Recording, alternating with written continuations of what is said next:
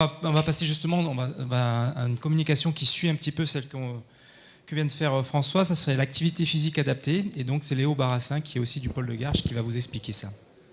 Alors bonjour à tous. D'abord merci à tous les organisateurs du congrès pour l'accueil, l'organisation et de pouvoir me laisser l'opportunité de vous parler d'activité physique et notamment l'activité physique adaptée. Donc je suis Léo Barassin, je suis enseignant en activité physique adaptée.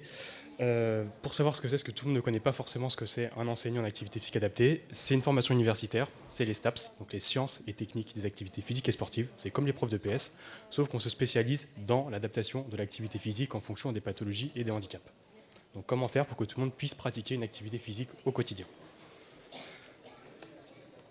Donc je vais vous parler de ça avec une première partie que tout le monde connaît, les recommandations. Ça va faire plaisir à tout le monde, mais on est obligé de passer par là pour comprendre la suite. Donc l'OMS, qu'est-ce que nous dit l'OMS? Je pense que c'est une surprise pour personne. C'est 150 à 300 minutes d'activité physique modérée par semaine ou 75 à 150 minutes d'activité physique soutenue. Donc l'idéal, c'est de le faire 2 fois par semaine pour limiter un maximum la sédentarité. Donc vous verrez qu'il y aura beaucoup de points communs avec la présentation de François juste avant. Et la diététique et l'activité physique vont de pair. Donc ça tombe bien. Donc pourquoi on fait des recommandations? C'est pour éviter le déconditionnement. Donc c'est quoi le déconditionnement? Ça arrive à tout le monde avec le vieillissement. Quelque chose de totalement logique, qui arrive à tout un chacun. On a une baisse des capacités musculaires qui va entraîner une baisse de la production d'activité physique, qui va entraîner une augmentation de la fatigue, parce que forcément quand on fait une activité physique, ça devient plus pénible, ça devient plus fatigant. Et derrière, on va encore baisser l'activité physique. Parce que si on est fatigué, forcément, on va moins faire d'activité physique. Et ça continue, jusqu'à arriver à l'alitement au fur et à mesure. Donc ça va engendrer une dépression, pour certains, de l'obésité, une diminution de la qualité de vie, des loisirs en moins, des sorties en moins, et pas forcément des choses très agréables pour tout le monde. Donc les recommandations par rapport aux personnes ayant des séquelles de la poliomyélite, ça va être du renforcement musculaire sous-maximal, donc c'est faire de la musculation. Ça va être faire du renforcement adapté aux capacités. On ne va pas faire des squats à des gens qui ne marchent pas très bien ou qui ne sont pas capables de le faire. Ça va être aussi une prise en compte de l'asymétrie, parce que la poliomyélite, ça peut avoir des atteintes totalement différentes. Niveau cardio-respiratoire, on est sur du travail d'endurance. Peut-être que bientôt, on aura des recommandations sur le travail intermittent grâce à nos chers collègues hollandais. 2 à 3 fois par semaine, 20 à 40 minutes, et à 70% de la fréquence cardiaque. Donc les effets de l'activité physique, ça va être baisser le coût énergétique de la tâche. Ça veut dire que pour marcher 10 mètres, vous dépenserez moins d'énergie. Donc si vous dépensez moins d'énergie pour marcher 10 mètres, vous pourrez en marcher 20 et augmenter votre périmètre de marche. Donc le principe, c'est que la dépense énergétique que vous avez au quotidien pour faire une tâche va dépasser vos capacités musculaires. Donc c'est pour ça qu'on va être déconditionné. Donc ce qui a été rapporté aussi, c'est une baisse des symptômes et une augmentation de la capacité fonctionnelle déclarée, et j'insiste bien sur le déclaré, par les personnes ayant une séquelle de poliomyélite qui pratiquent une activité physique régulière. Et l'autre point qu'il faut quand même souligner, c'est qu'aucune donnée prospective ne montre que l'activité physique engendre une augmentation, et en tout cas une faiblesse musculaire. Donc là, normalement, j'ai divisé la salle en 2. Les premiers vont se poser comme question, merci Léo, c'est bien gentil, on nous l'a répété 15 fois, mais comment on fait? Donc ça, je pense, c'est 50% d'entre vous. Les 50 autres, ils vont me dire, merci Léo pour ces informations, parce que tout le monde est poli, mais j'aime pas ça. Ah, et comment je fais? Donc c'est là où on va se creuser un peu. Donc là, on va chercher vraiment les freins à l'activité physique. Donc pour recontextualiser un peu, donc je vais reparler de dépenses énergétiques. Je n'ai pas parlé de la dépense énergétique liée à l'alimentation comme je voulais faire François, et j'ai divisé l'activité physique quotidienne en 3 parties. Donc on a la dépense énergétique de repos, donc la fameuse cloche qu'on a au-dessus de la tête pour pouvoir évaluer la dépense énergétique. Et on va pouvoir diviser l'activité physique journalière en 3 phases. Donc l'activité physique pour aller chercher le pain, pour se déplacer dans son logement. L'activité physique professionnelle, il y en a certains qui font de la manutention, qui bougent des charges ou autres. Et la pratique loisir. C'est l'activité physique qu'on va dépenser, enfin l'énergie qu'on va dépenser pour faire quelque chose qui nous plaît. Faire de la randonnée, faire une balade en fauteuil ou autre, c'est vraiment le loisir.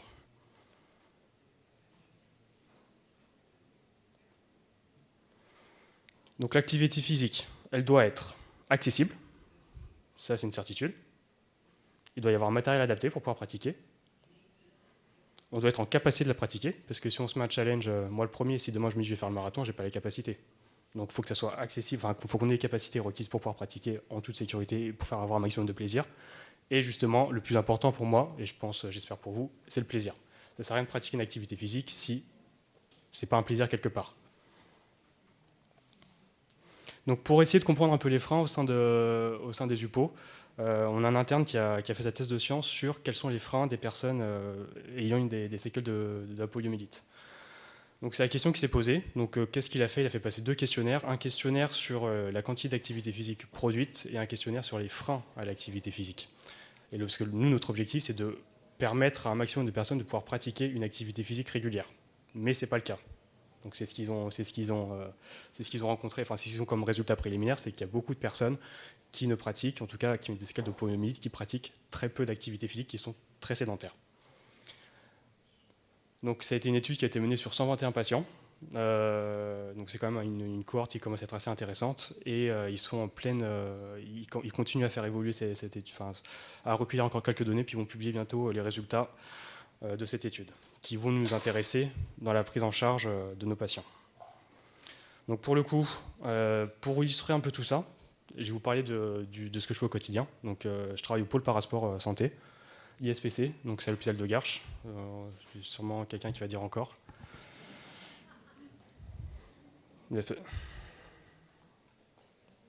Hop. Donc on a 3 missions différentes. On évalue les capacités physiques, donc que ce soit le cardio-respiratoire, la force ou les habiletés motrices. On conseille, donc via ces évaluations, on va conseiller une activité physique en particulier, on va conseiller une aide technique en particulier ou un appareillage spécifique. Et on va accompagner. Donc ça, François en a parlé juste avant très rapidement, c'est l'ALEVER, donc l'appareil du côté diététique. Mais nous, un des freins qu'on rencontre, et ça c'est mon expérience antérieure au pôle, c'est que j'ai donné toutes les recommandations aux patients pour qu'ils puissent pratiquer dans un lieu à côté de chez lui. Il ne va pas faire l'effort de frapper à la porte et y aller. Pour différentes raisons. Est-ce qu'il y aura des toilettes adaptées? Est-ce que je vais être bien reçu? Est-ce que la personne va comprendre mon handicap ou pas?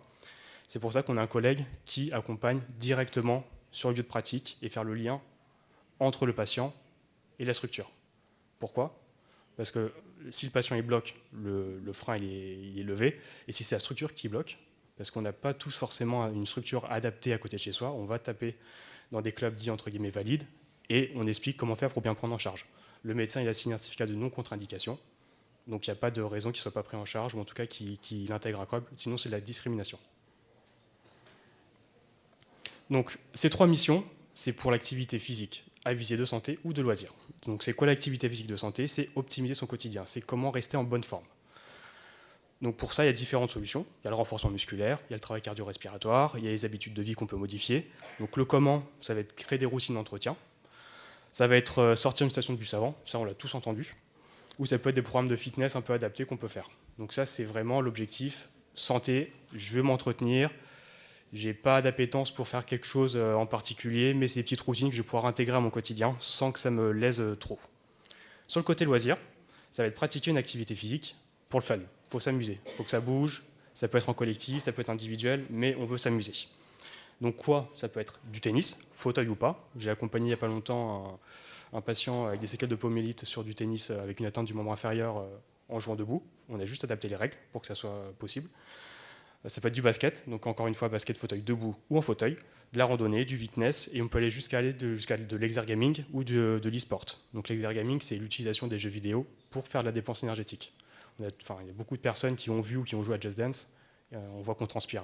Donc la dépense énergétique, elle est là. C'est du plaisir, c'est en famille, et on fait de la dépense énergétique.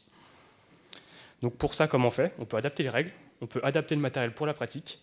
On peut avoir des mises en place de thérapeutiques, donc ça peut être dans certains cas, peut-être pas pour la poliomyélite, mais des toxines botuliniques, ça peut être pourquoi pas des chirurgies ou autres. Et on peut accompagner vers la pratique comme je vous ai expliqué. Donc pour répondre à ces questions-là, on a une équipe de choc, donc on a des médecins MPR, on a des enseignants, enfin un enseignant activité physique adaptée, c'est moi, il y en aura bientôt un deuxième, un ergothérapeute, un kinésithérapeute et une personne qu'on a recrutée il n'y a pas très longtemps, mais qui est pourtant primordiale, une assistante sociale. Parce que faire du sport, mine de rien, ça coûte cher. Et faire du sport avec un fauteuil spécifique, ça coûte très cher.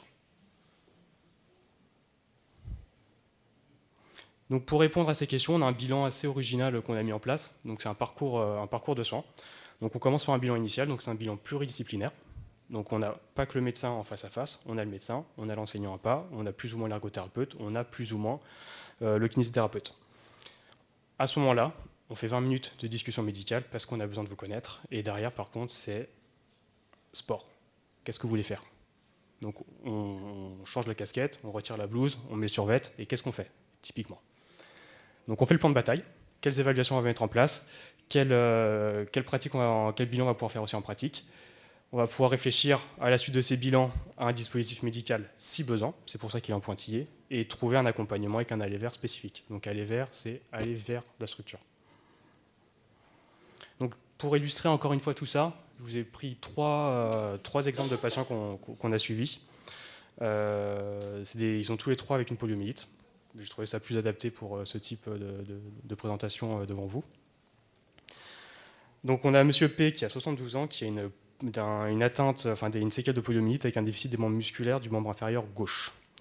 Il pratique déjà actuellement la randonnée, donc il fait 1 heure de randonnée tous les jours, donc c'est quelque chose qu'il fait pour sa santé.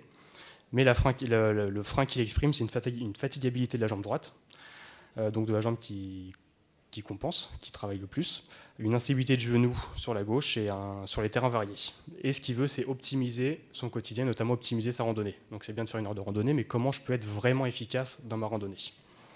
Donc on a fait un premier bilan initial, donc on a fait le plan de bataille, on s'est dit bon, on va faire des évaluations spécifiques. En évaluation, on a évalué sa condition physique. Donc la condition physique, ça se compose, donc là c'est la version un peu réduite, du cardio, de la force et des habilités motrices. Donc on a fait les tests classiques, hein. En cardio c'est test de 6 minutes marche, il y en a beaucoup qui ont déjà dû le faire. En force c'est du assis debout, donc c'est se lever et s'asseoir d'une chaise.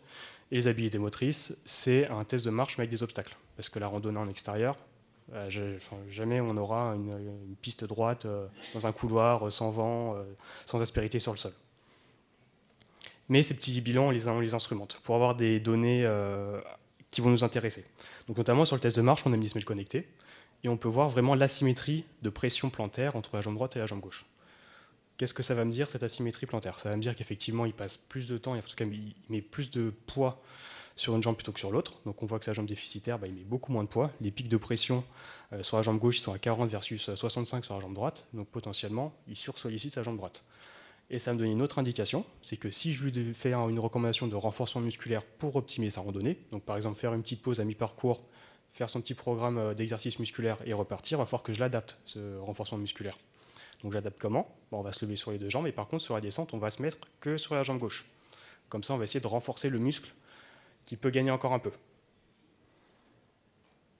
Donc en pratique, qu'est-ce qu'on a fait? Donc notre objectif numéro 1, c'est je suis allé faire un tour de randonnée avec lui. Donc à côté de l'hôpital, on a de la chance, on a une forêt, on a un parc. On a remis les semelles pour voir vraiment en situation de pratique vraiment qu'est-ce qui se passe. On voulait surtout dans un premier temps s'assurer qu'il puisse pratiquer en sécurité. Donc qu'il ne soit pas risque de chute, qu'il maîtrise bien l'environnement autour de lui. Et l'objectif numéro 2, c'était vraiment de mettre en situation sur le renforcement musculaire. Donc on a une première partie marche et puis une deuxième partie renforcement musculaire. Qu'est-ce qu'il peut faire en autonomie? Comment il peut pratiquer? Comment il peut se faire plaisir? Donc pour lui, pour le coup, on n'a pas besoin de l'accompagner vers un lieu de pratique parce qu'il pratique déjà. Donc il a son petit étang à côté de chez lui dans le 77 et depuis, il pratique régulièrement et puis il entretient ses capacités. Donc dans 1 an, on le reverra pour pouvoir refaire les mêmes bilans initiaux pour savoir s'il y a des améliorations sur son asymétrie, sur sa force, sur son cardio-respiratoire, etc. Donc l'objectif pour nous, c'est aussi de la prévention primaire et développer sa condition physique. Et il faut qu'on puisse aussi le mesurer quelque part. On est toujours à disposition, d'autre part, en téléconsultation s'il y a des besoins pour être assez réactif, pour pouvoir replanifier une réunion, enfin un rendez-vous derrière. Donc là, un exemple d'un parcours plutôt orienté sur le loisir. Donc on a Monsieur E, qui est une poliomyélite de forme paraplégique, qui fait du tennis fauteuil. Mais il pratique régulièrement, mais ce qui l'embête, c'est qu'il glisse tout le temps. Donc il n'est pas stable, il se repositionne constamment, et il perd du temps, il fait des push-ups, il fatigue ses épaules, c'est pas l'idéal. Donc même principe, on l'a vu sur un bilan initial. Derrière, on l'a vu en capacitaire. Donc le capacitaire, on a fait la force, le cardio-respiratoire et les habilités motrices. Les habilités motrices, c'est comment il manipule son fauteuil, notamment sur des mouvements qui sont proches du tennis. Donc on a fait un spider test. Donc c'est juste la forme, ça fait une toile d'araignée, c'est pour ça qu'on appelle ça le spider test, avec la raquette de tennis à la main, bien sûr. Et on instrumente avec une nappe de pression. On essaye de comprendre pourquoi il est obligé de se replacer à chaque fois. Donc pour le coup, la nappe de pression, elle est très importante pour nous. parce qu'on va voir les surappuis. Et puis on va comprendre avec le déplacement du centre de pression. Donc si on prend le centre de gravité qu'on projette au sol, c'est le centre de pression. Si le centre de pression il fait des grands va-et-vient, c'est qu'on n'est pas stable. Par contre, si le centre de pression il est précis, c'est qu'on est stable. Et on va observer cette valeur biomécanique pour savoir si ce qu'on va lui proposer va être adapté ou non. Donc c'est bien beau de le faire dans une salle à l'hôpital, mais derrière, qu'est-ce qui se passe en pratique? Donc, on a fait notre bilan, on sait comment il sollicite son assise sur un test qu'on maîtrise. Par contre, en situation de pratique, sur un terrain de tennis, qu'est-ce qui se passe? Et donc on va refaire la même évaluation, donc avec les mêmes valeurs qu'on cherche, mais cette fois-ci directement en situation de pratique. Donc après ce bilan pratique, ce qu'on s'est dit, c'est que ça serait bien de le stabiliser un peu au niveau pelvien. Donc on lui a proposé 2 cales pelviennes qui vont lui permettre de stabiliser son mouvement médio-latéral, donc de droite à gauche. Et donc là, il a essayé, on l'a revu la semaine dernière, on lui a dit c'est bien, c'est génial, par contre, je glisse encore d'avant en arrière. Donc là, on va travailler sur le revêtement de la housse, du coussin, afin qu'il y ait une meilleure adhérence et éviter qu'il glisse d'avant en arrière. Et l'objectif, c'est qu'il puisse pratiquer, encore une fois, avec un maximum de plaisir. Le dernier exemple que je vais vous présenter, c'est Madame B. Celui-là, il est vraiment orienté sur le côté besoin d'accompagnement social dans certains cas, parce que c'est un vrai frein pour la majeure partie des patients qu'on voit sur le pôle. Donc elle a 42 ans, donc elle a atteinte, une atteinte par la poliomyélite avec des séquelles par la suite, donc notamment membre inférieur droit. Elle veut apprendre à nager. Elle va déjà au centre aquatique, mais elle veut apprendre à nager. La problématique, c'est qu'elle fait déjà 2 travails. Elle n'arrive pas à joindre les 2 bouts à la fin du mois, et les cours de natation, ça coûte cher. Sachant que si elle arrive à nager au début, moi ce qui m'intéresse, c'est de me dire c'est une motivation pour elle, c'est quelque chose qu'elle a envie de faire et qu'elle pourra pratiquer régulièrement. Donc on ne va pas se lancer sur un projet de marche qu'elle n'a pas envie de faire, on va prendre son projet initial qui lui procure du plaisir pour ensuite qu'elle puisse pratiquer régulièrement. Donc on a fait pour elle donc, un bilan de capacité physique, un bilan en pratique. Donc là, pour le coup, il n'y avait pas trop d'indications sur les capacités physiques parce qu'on est en train de le construire sur le côté natation, mais c'était vraiment global pour faire une image de sa condition physique qu'on pourra comparer la prochaine fois. Mais en situation de pratique, on va lui faire un petit bilan de savoir nager. Donc c'est l'éducation nationale qui a mis ça en place pour les jeunes, pour savoir s'ils sont aptes à se débrouiller dans l'eau ou pas. Donc on va l'adapter, on va le prendre en... Donc ça, je vous parle de ça, mais c'est quelque chose qu'on met en place actuellement. Donc hier, je travaillais dessus, je travaillerai dessus demain, et puis je le mettrai en situation dans 2 semaines. Mais on va partir sur quelque chose qui est connu pour essayer de voir si elle est en sécurité pour nager. Et derrière, le plus important, ça va être la fameuse équipe à l'Ever, avec la l'Ever cette fois-ci qui va être à 2 têtes, donc trouver un centre aquatique accessible. Donc un collègue pourra se déplacer, je ne pense pas que ça sera nécessaire, mais il pourra se déplacer pour l'accompagner et faire le lien entre l'hôpital, la structure et surtout la direction de l'hôpital, du centre aquatique. La direction du centre aquatique pour qu'elle puisse être acceptée, qu'elle ait un fauteuil pour accéder au bord du bassin si besoin. Mais surtout, l'assistante sociale qui va rentrer en compte et en jeu, qui va chercher des financements ou une association qui vont pour lui permettre d'apprendre à nager à moindre coût. Donc là, je prends l'exemple de la natation, mais derrière, je ne vous parle pas du fauteuil de tennis qui va coûter 7 ou 8 000 euros, d'un handbike qui va coûter 12 ou 15 000 euros, ou d'autres matériels spécifiques. Et je ne parle pas non plus des prothèses ou des orthèses, des fois qui ne sont pas remboursées parce que les gens n'y sont pas éligibles. Donc l'assistante sociale a un vrai rôle important et c'est un vrai frein pour certaines de nos personnes. Donc finalement, pour conclure un peu tout ça, c'est une autre possibilité qu'on propose. L'application Je m'entraîne, donc c'est un outil numérique qui peut convenir à certaines personnes, pas à tout le monde, mais si on a d'expérience, il y a beaucoup de personnes qui ont rapporté une non-connaissance dans le renforcement musculaire et qui ne savaient pas quel exercice faire en fonction de son handicap. Donc ça, c'est le constat qui avait été fait notamment par François sur ses consultations de toutes les semaines. Et la question qui s'est posée, c'est comment faire pour pouvoir proposer une application dédiée aux personnes en situation de handicap pour qu'ils puissent pratiquer une activité physique et sportive. Donc on a réfléchi là-dessus. On s'est bien creusé la tête, on a fait des arbres décisionnels qui permettent de retirer certains exercices physiques ou non en fonction des handicaps. Donc une auto-évaluation qui est faite par la personne directement. Donc est-ce que j'arrive à bouger mon bras droit, mon bras gauche, ma jambe droite, ma jambe gauche, est-ce que je peux me tenir debout? Et en fonction de ça, l'algorithme de l'application retire beaucoup d'exercices. On peut générer automatiquement une séance, et la séance, elle évolue en fonction de la progression de la personne. Donc à la fin de chaque séance, on évalue les capacités qu'on a réussi à faire, enfin est-ce qu'on a réussi ou pas à faire les exercices, et l'algorithme le prend en compte et génère un nouvel exercice par la suite. Adapté. Si c'est toujours pas adapté, ça va augmenter, enfin ça va faire un changement d'exercice jusqu'à avoir un exercice vraiment adapté à la personne. Donc c'est une solution qui peut être utilisée chez certaines personnes qui veulent faire un peu de renforcement musculaire à la maison, mais qui ne savent pas spécifiquement quoi faire. Encore une fois, il ne faut pas oublier la partie plaisir. Donc cette application-là, on aimerait bien la développer avec un silo expression corporelle, un silo Zumba, bon, on n'a pas le droit de dire Zumba, mais expression corporelle, danse très dynamique, avec un silo, pourquoi pas randonnée, avec des challenges de marche ou autre, mais dans un premier temps, c'est pour ça qu'elle s'appelle Reduc dans un premier temps, on est vraiment sur de l'analytique, sur du renforcement musculaire, parce que c'était la demande initiale. Donc voilà, pour ce qu'on fait, merci de votre attention. Et n'hésitez pas à bouger et à pratiquer l'activité physique régulière. Donc on va dire merci Léo et on va faire quelques questions du coup. Merci. Oui, sur une des premières diapos, hein, si je ne me trompe pas, il me semble que vous aviez mis que la fréquence cardiaque devait être inférieure à 75% de la fréquence maximale, c'est ça? Alors c'est 70% de la fréquence cardiaque maximale, c'est l'équivalent du seuil ventilatoire numéro 1. Oui, alors moi ça m'étonne quand même parce que, une première question, pourquoi 70%? Alors tout dépend bien sûr de ce qu'on va faire. Hein. Bon, si on veut perdre du poids, bon, ça peut être pas mal, hein, une endurance en mode aérobie, etc.